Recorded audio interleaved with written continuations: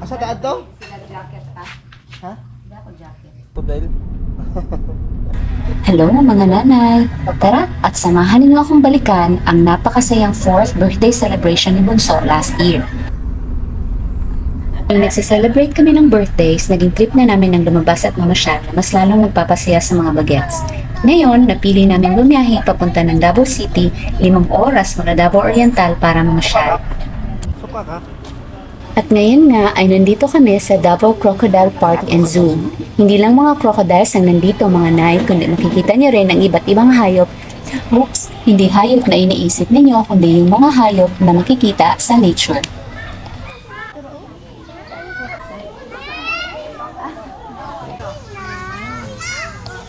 Lagoy ka, bako dahil mo nasa ko? Bigyan na baby ko dahil eh. Ano? May kagagano. Nanilihok ang ulo. At alam niyo ba mga nay, maliban sa mga buwaya, marami pang ibang mga hayop ang nandito sa park. Naku, hindi ko na isa-isahin at baka magkamali pa. Ikaw nagwayo rin, no? First time na mga bagets ang mapunta sa zoo, kaya naman tuwang-tuwa sila kasi ang mga hayop na to ay sa TV lang nila napapanood at ngayon nakikita na nila sa personal.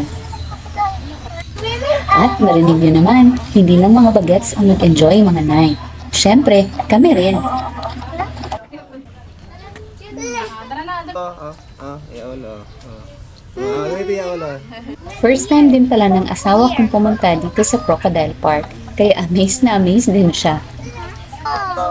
Di ba lagot? Napakagandang pasyalan ito para sa mga batang mga nay, kasi kadalasan yung mga hayop na nandito sa TV lang napapanood. Say baby. Viper. Little snake. Masa color na sa snake? Red. Ha? Green. Green. Sleeping siya. Kita ka?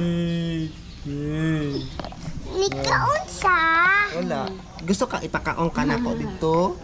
Bearcat. At sa bawat entrance fee na binabayaran mo sa pagpunta dito, nag-e-enjoy ka na, nakakatulong ka pa upang patuloy na papangalagaan ng mga hayop na nandito sa loob ng zoo. Masa color na sa snake? Ha? Ang burnay na. Isa to. Eagle. Araw. Sa color. Red. Sa color? Si red. Yellow. Red. Yellow, ha? Unsan na ba? Ito, ang baby bird. Huli yung baby. Your baby.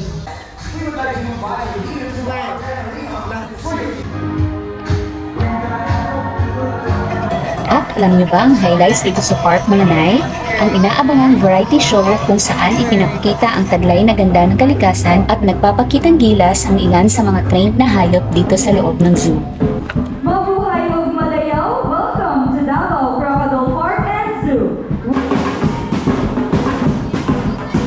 Native to the Patrol, sometimes known as the sea.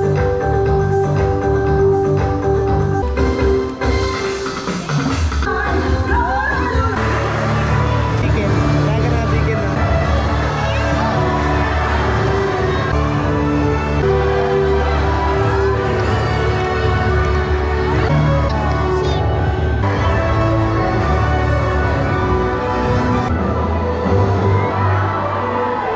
Welcome to Davao Crocodile Park and Zoo, working with nature for a better future. Let's see. Tawagin na natin sila, Kas. The Philippines, the wingspan can reach up to 2.2 meters or 7.2.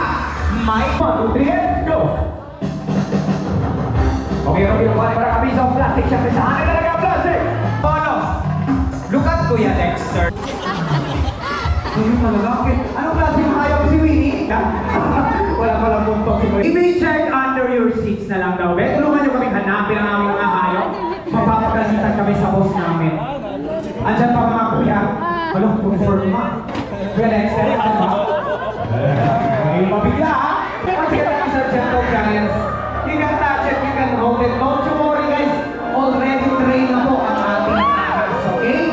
Huwag kayong mabahala.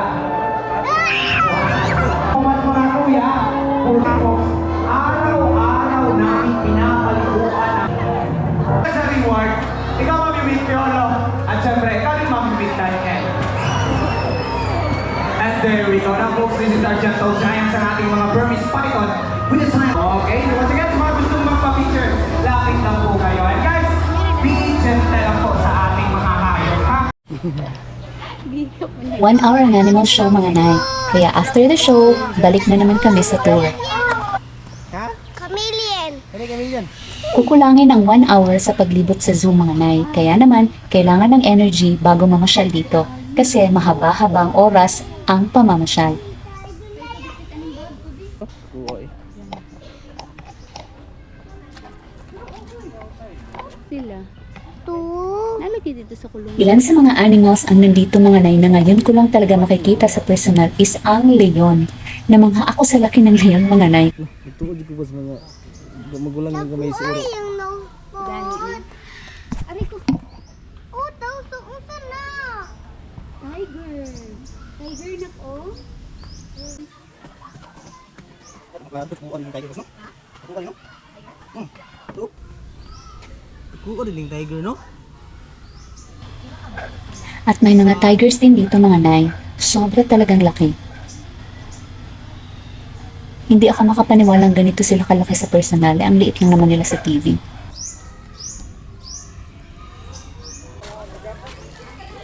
Oh, nalang ko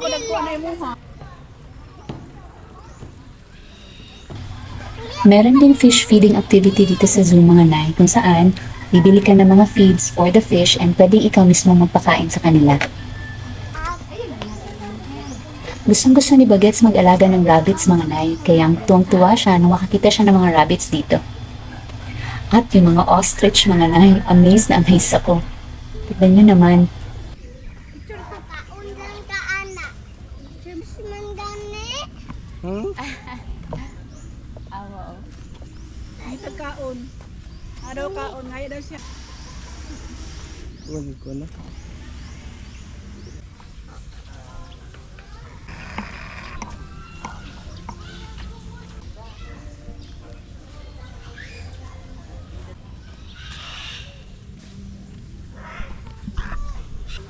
Subag na nga, subag na nga no?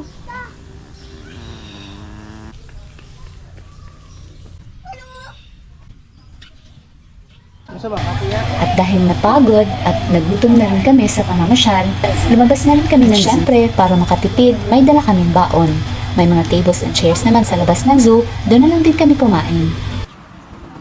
Ang nakakaganda mga nay, pwede kang pumasok ulit sa zoo kasi yung binayaran mong entrance is good for the whole day na. Meron pa sana silang fire show ng 5 o'clock ng hapon kaso pagod na talaga kami mga nay. And ang mga bagets, antok na din. So nagpunta na kami sa lugar kung saan kami magsistay for the whole night. So yun, thank you mga nay sa pagsama sa amin sa birthday celebration ni Bagets. Maraming salamat!